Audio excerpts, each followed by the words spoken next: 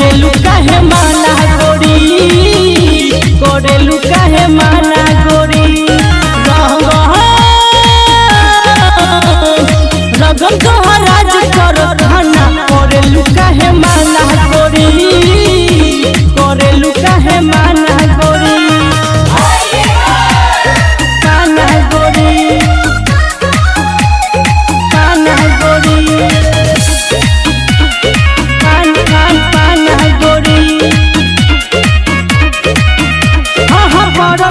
बानी हम पीछा कमरिया के नीचा डाले रंग घघरी में कर न तनी को तू हल्ला बुझाई नहीं पाला घोड़े रंग घघरी में, घघरी में। बानी हम पीछा कमरिया के नीचा डाले रंग घघरी में कर न तनी को तू हल्ला बुझाई नहीं पाला घोड़े रंग घघरी में। चली नहीं कमन बहाना, कोरेलू काहे माना गोरी, कोरेलू काहे माना गोरी, माना गोरी,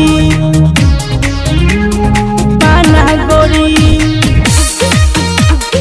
माना गोरी।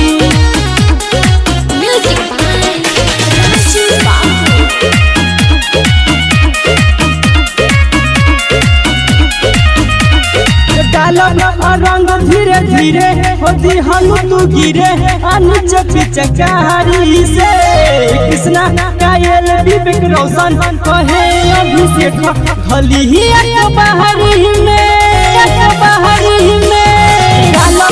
रंग धीरे धीरे होती हम तू गिरे अनिच पिचकारी से कृष्णा कायल विवेक रोशन कहे अभिषेक भली ही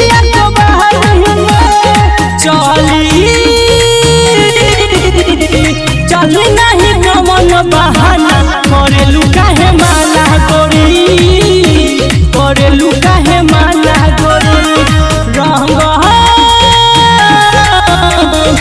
रगम तोहर राज करो खाना, कोरेलू काहे